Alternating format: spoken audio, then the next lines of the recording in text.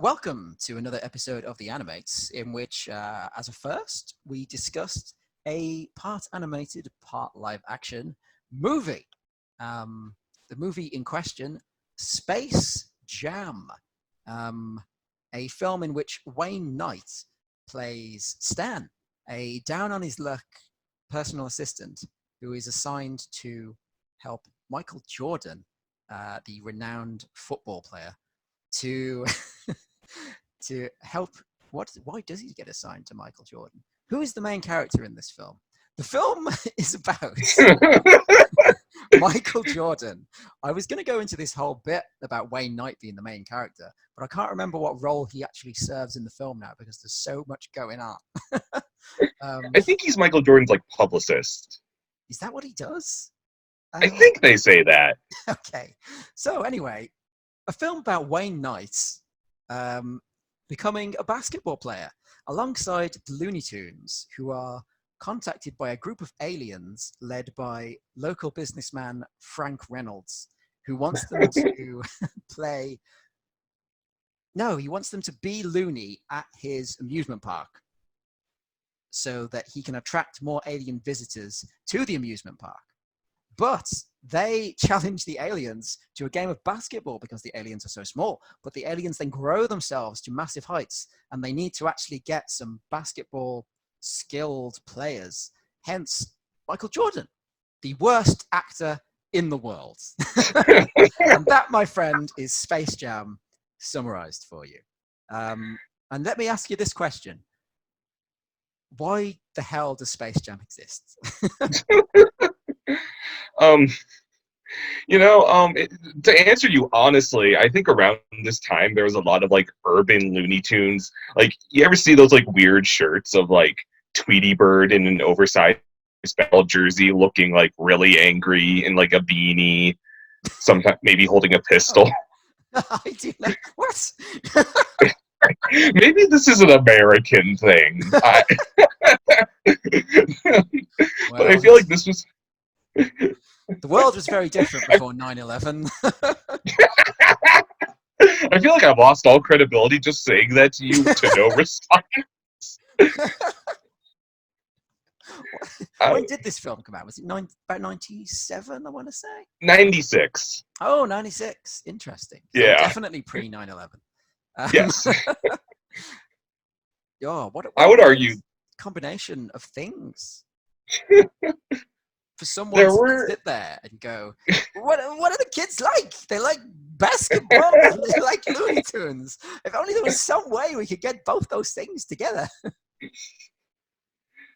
Also in this movie, you said the main character is Wayne Knight. I think it's Dan Castellaneta just randomly at a basketball game. Did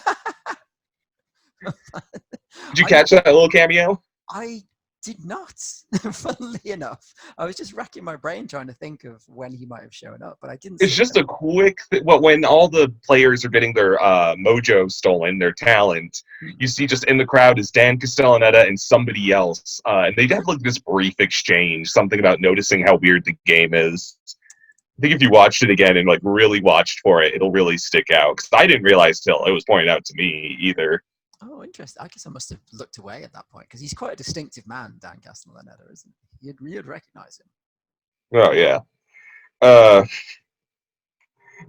Yeah, I just feel like there was a lot of culture of making the Looney Tunes urban and extreme, just it was kind of vaguely a thing in the 90s, maybe just in America, because and I think that kind of just caused extremely corporate binding to create a premise that I never realized how bizarre it is until I hear somebody else describe it, as you did at the start of this podcast.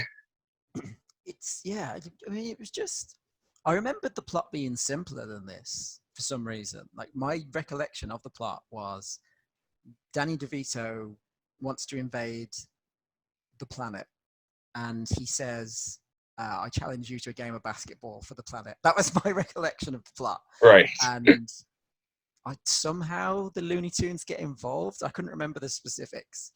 That's not really the plot. The plot is more complicated than that, strangely.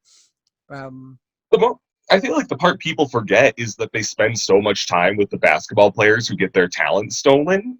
Like, I feel like that's a footnote in the summer. And yeah, I think we spend a solid like 10 minutes on them.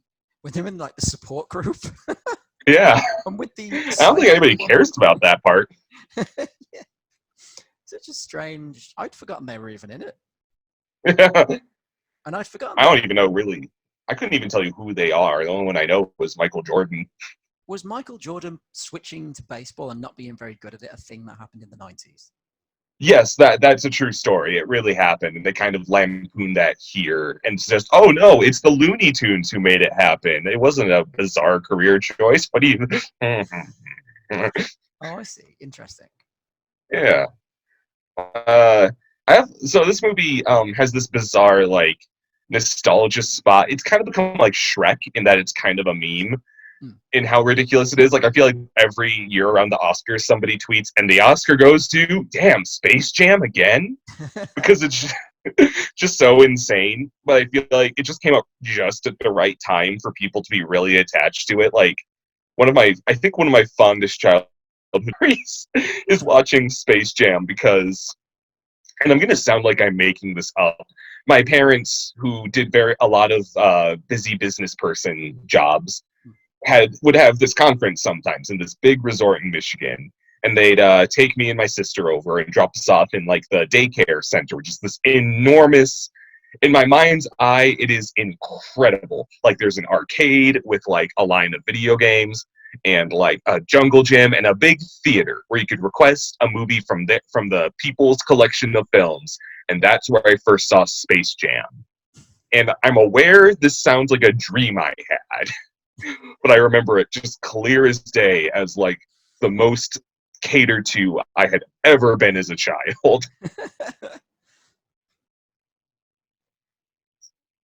So that's it hits a lot of nostalgic chords, and then watching it today, I'm like, I still get those good brain chemicals, but man, this is really strange. I can't remember when I first watched Space Jam. I think I definitely didn't go and see it at the cinema at the time, but I do remember the promotion just being like everywhere, like Space Jam all over the place, Space Jam figures, Space Jam toys, like with McDonald's, everything Space Jam everywhere. Um, and we were talking about this before, but it's the website that they set up originally for Space Jam is still there for some reason and And accessible. still incredibly 90s. Yeah, And that's very strange. they're working on a sequel to Space Jam at the moment, so they could just beg your pardon, continue with that website. I wouldn't be surprised if. I was surprised by how far they had gotten with the production of the sequel. It's out next year. Yeah, Don Don, Cheadle's going to be the bad guy, yeah, I Don guess. Cheadle is the villain. How bizarre. Um, How bizarre. I mean, Will he have anything on Danny DeVito? I don't know. Danny DeVito was underused in this. He doesn't get many scenes, Ah, really, does he?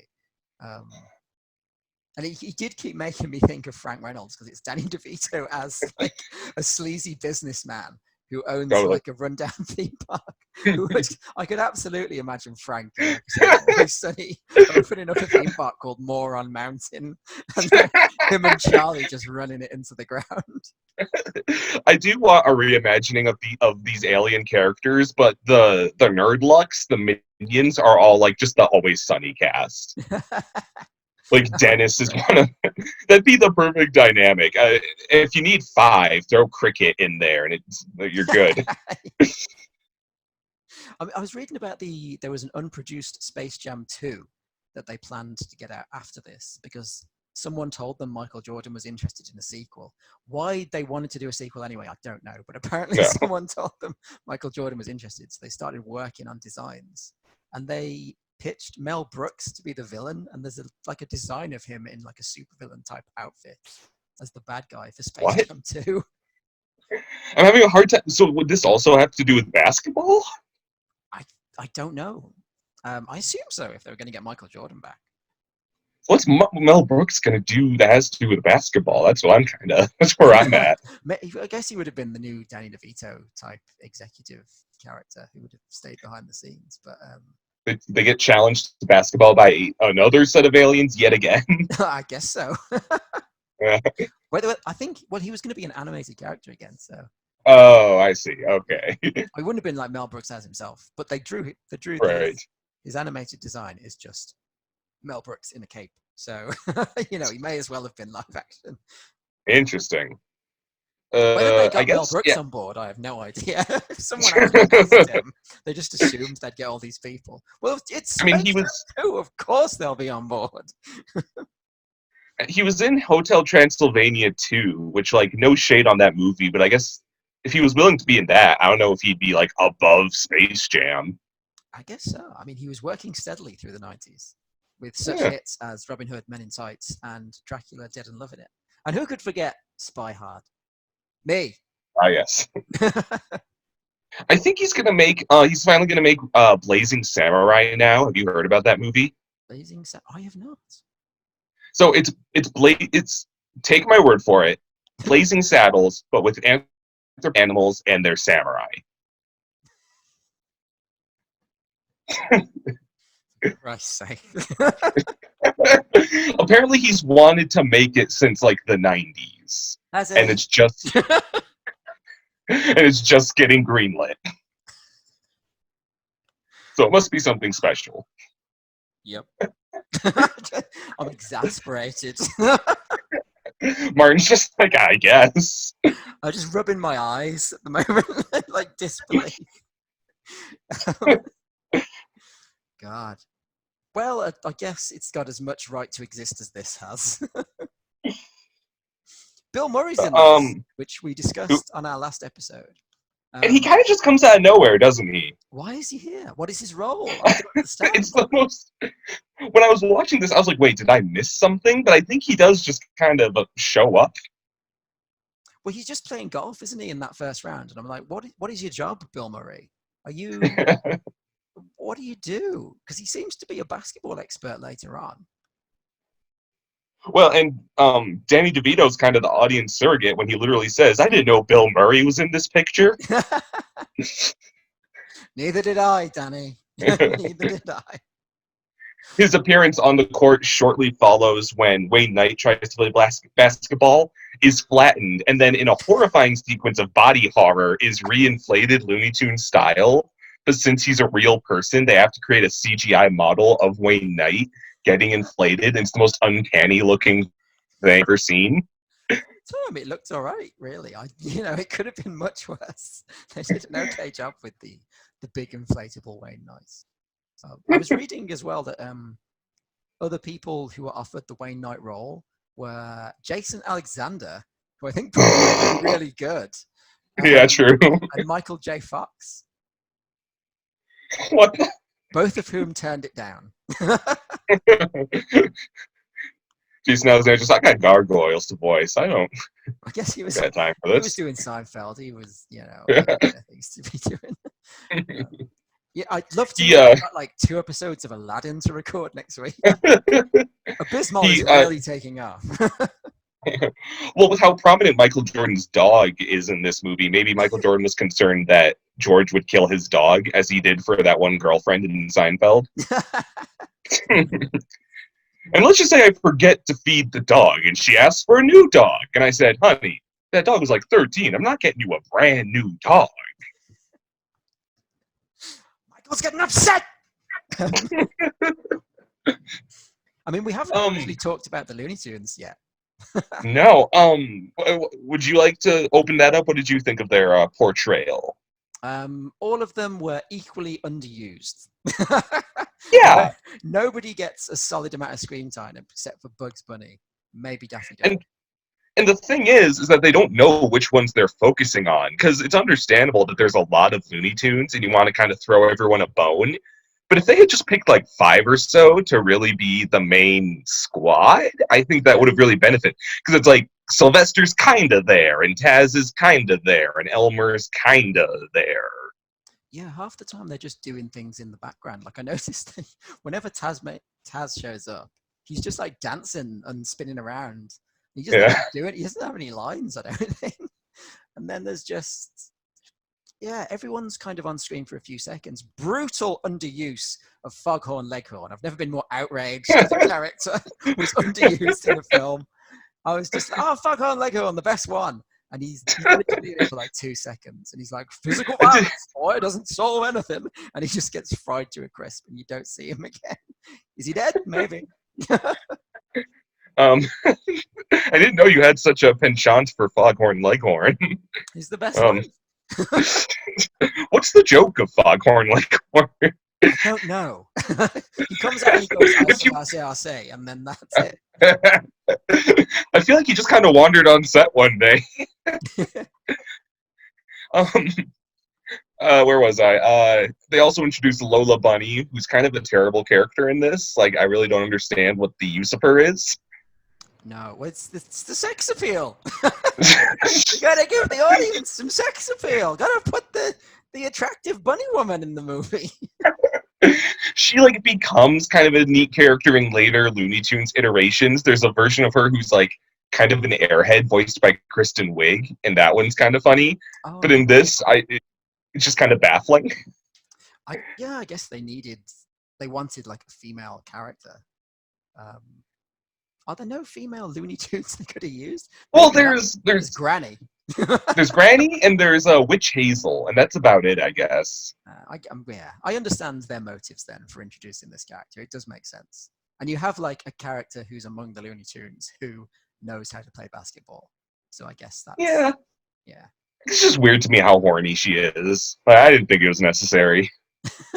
I don't know that she was. I think the film frames like everyone else should be around her. Yes, And it's like, that's what I meant when I refer to a character design as horny. I'm like, someone was horny while making this. yes. Yeah, did you find her attractive? I mean, well, what to think? I was just confused when she came up. She was framed. I mean, I wouldn't be so uncomfortable if I didn't. Maybe I've seen too many like cosplayers dressing as Lola Bunny now that I'm Oh, like, that is absolutely, yeah. That's a solid cosplay choice. Small shorts, yeah, yeah. Um. Anyway, Anyway, back to 9/11. The domino the meme of like the giant dominoes. It's like Lola Bunny's character design stoking the furry community, domino tipping into 9/11. Slippery slope. I kind of want to talk about the Monstars a bit because I think it's pretty easy to write them off, but I actually quite like them as villains. I think there's some kind of neat bits and nuances to them, even though they could be easily just here's 5 aliens of different colors. They have slightly different personalities here and there, little different kind of archetypes. There's the kind of runty one who's like kind of fast talking but not as big as the others. There's like the Frankenstein one who seems like vaguely stonerish, and I kind of like their complex actually, as kind of forced as they feel for this premise. Are they voiced by the other basketball players? That's a good question, actually. I'm gonna look into that. Let's see, Space Jam.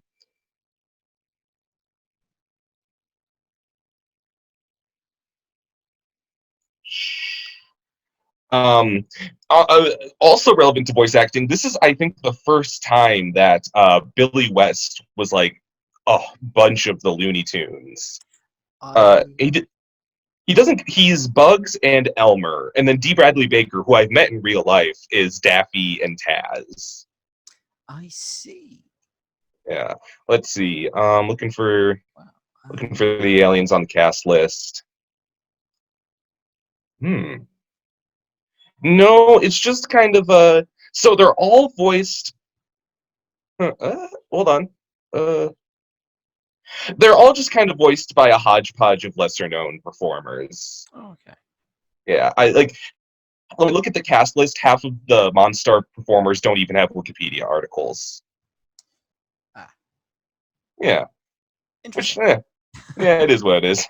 Oh, I I could have have sworn. I thought like if you'd got those basketball players there, someone would have said to them, "Oh, why don't you voice the bad guys? Because they're a team of basketball players. You guys could do that." That's weird that that they would didn't. be cool. I would have asked them. Yeah. But I wouldn't have made Space Jam, so that's the point my is other this.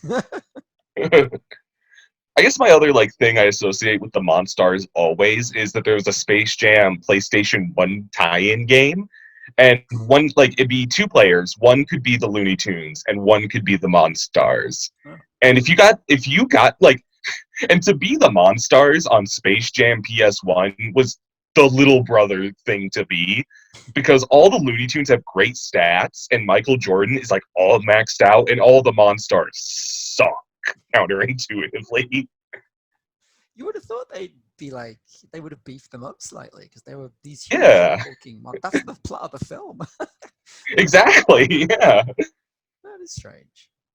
it's very odd. And as underutilized as the animated elements of this movie are, I really like the way it's animated. They have like this really appealing shading to it of like movie quality to these cartoons, and I think they just move really appealingly, even if like the humor of the characters doesn't necessarily work all the time. They're super super expressive and malleable, and this is kind of how I would like want movie Looney Tunes to look like. Yeah, they do look good. They kind of they meld with Michael Jordan pretty well. Yeah, it's It's not quite Roger Rabbit, but it's pretty good. And I think Michael yeah. Jordan's piss poor job at acting speaks to that. I guess we should get onto Michael Jordan, I suppose. Um, who it's so bizarre because this film starts out like it's going to be a biopic of Michael Jordan. Like if someone said to you, "Oh, this is one of my favorite movies," and you didn't know Space Jam existed, and they were like, "One of my favorite films. It's about Michael Jordan."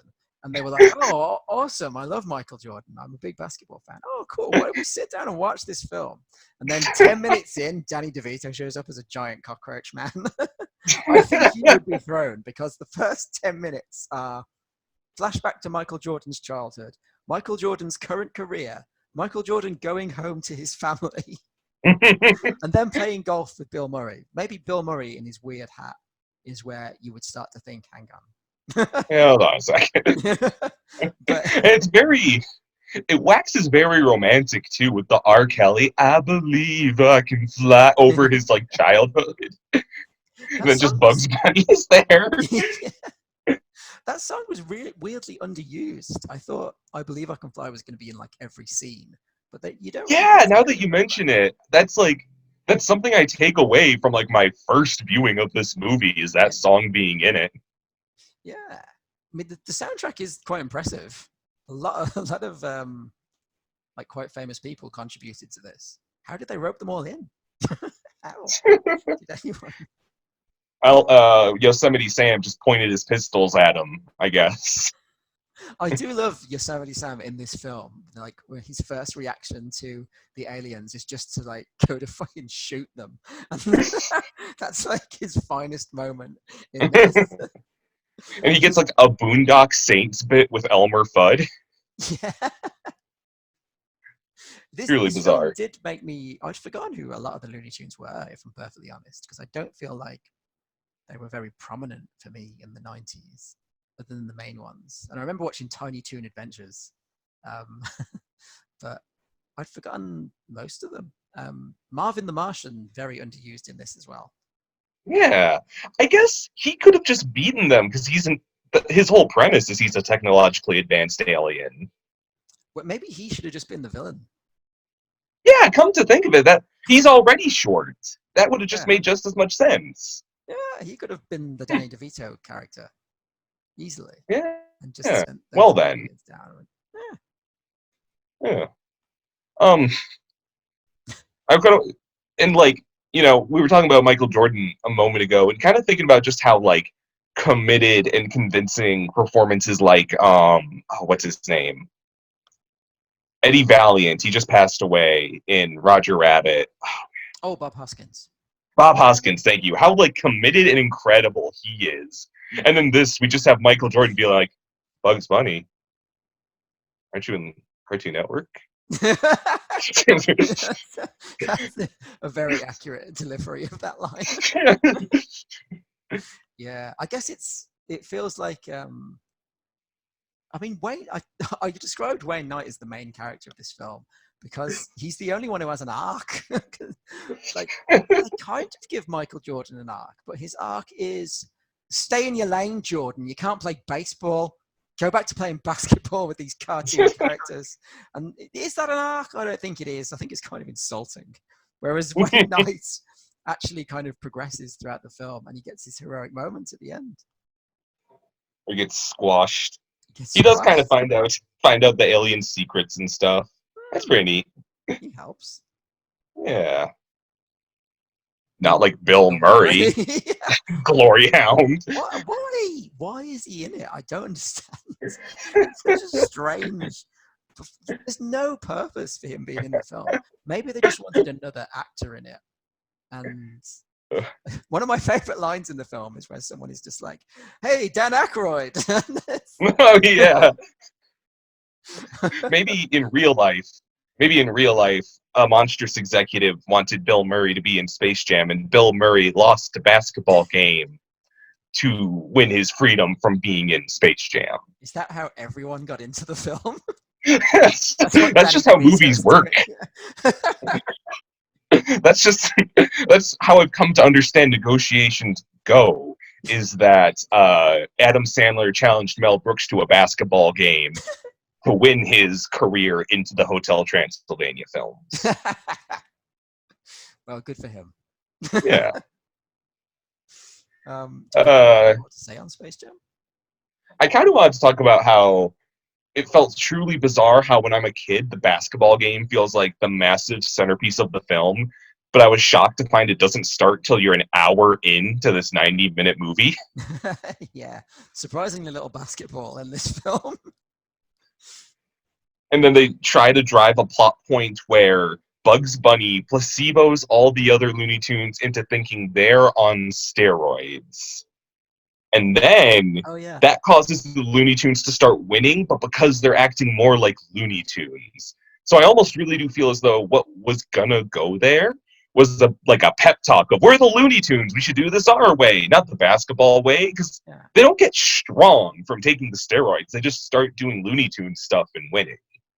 Yeah, I mean, you say from taking the steroids, it's not actually steroids, is it? It's yes, the placebo. When you said that, I was like, did I miss something? No, yeah. Bugs Bunny slaps Mike's special stuff, a note that says Mike's special stuff on a water bottle, and tricks the other Looney Tunes into a placebo where they think they're on steroids, which also feels like a pointed neg at the steroid controversies that were heavy in the 90s sports industry, but you don't hear as much about now. And I wonder if that's because it's been snuffed out or because it's been so regularized as reality, and I kind of lean the latter. Quite possibly, yes. I mean, I'm not. Are you a basketball fan? Not really. I think basketball is my favorite of the sports balls. I used to kind of play it on the playground. To this day, I don't understand football, so it's kind of by default. What's Space Jam? Is Space Jam 2 also going to be about basketball? Yes. This one's going to have LeBron James. I see. Can LeBron James act? I have no. You know what? LeBron James, if I'm not, he was in. Do you know the Zendaya is Michi meme? No. So there's this Illumination film called Abominable, this animated movie about abominable snowmen. Oh yeah. And someone some Vine star or something just came across these big marquee posters of all the characters and their performer, and it says Zendaya is Michi, and it's just him singing the whole cast Zendaya is Michi, and LeBron James is Squonky, Gina Rodriguez is Colca, and Zendaya is Michi. So LeBron James is in that. And the thing is, I saw that movie and I couldn't tell you which one LeBron James' character was. So take that as you will. That has told me nothing. I'm going to just assume that LeBron James can't act. He's also... Did you see the Sprite Cranberry ads that went pretty viral a couple of years ago? No, but I'm sure you're about to tell me about them. And I'm sure they will be equally strange. They were just, it was around Christmas time, and Sprite did a cranberry variant, and it was like a stop motion commercial, kind of in the style of Rankin Bass ads. I And see. LeBron James just bursts in and goes, "You want a Sprite cranberry?" And people just like memed with that for a long time. Okay. Well, So we have that. We have that catalog to work with. Is the bottom line. I mean, he can't be any worse than Michael Jordan, I guess. No. Um, well, I'm sure it'll be great. So, Yeah. Maybe it's what'll save 2021. We'll all get the vaccine, and we'll run out to the theaters with our saved up money in our pockets to see Jam 2, and instantly think, maybe watching a movie at home wasn't so bad. oh God. Maybe it'll be the only film that comes out in 2020. Space Jam 2 single-handedly revives and destroys the theater industry. Oh, dear. That'll get him back. Well, I think that was Space Jam. I think so. Would you recommend Space Jam? Would you recommend it to Michael Jordan if he walked into your house and you were like, Michael Jordan? That's not the best one I've done, but I don't know what else to say. I'd be really concerned if Michael Jordan walks in my house, because I live in a tiny post-grad apartment, and Michael Jordan is probably, I think, at least 6'7", so his head would be like scraping against the ceiling of my puny dwelling. And I'd say, Michael, sit down, sit down. I mean, you have amnesia from that head injury. I'm going to show you your career. Then I'll show him Space Jam, and he will surely go mad that that was ever part of his reality. I've got a better one for the recommendation. Good, I got you. Would you recommend it to Wayne Knight? If Wayne Knight walked into your house, he was dressed in full Dennis Nedry get-up, in a big Hawaiian shirt, and he had a small can of shaving foam in one hand full of dinosaur eggs, and you were like, Wayne Knight, weren't you in Space Jam? And he looked at you and he went, and then all the lights turned off and a dinosaur appeared and spat acid in Wayne Knight's face. I would sit Wayne Knight down while he's burning in agony, get him to comfortably watch Space Jam, and serve him some jambalaya. Wonderful. Would you show Space Jam, Martin, if Dan Castellaneta walked into your house and you didn't immediately recognize it was him?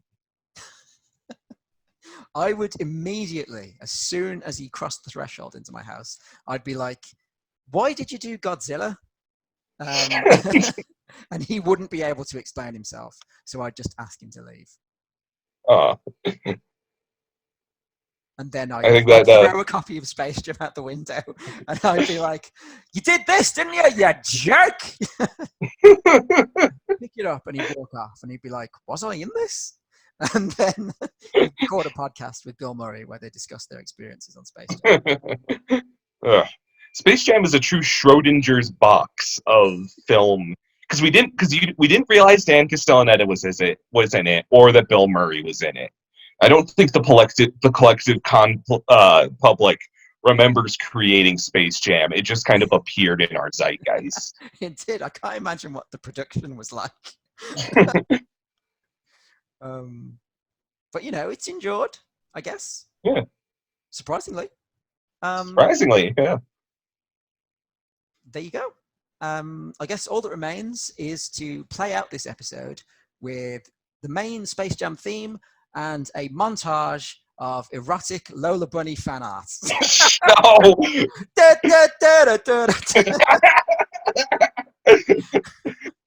Hey, yo, what you gonna do? Hey, yo, what you gonna do? I believe I can fly.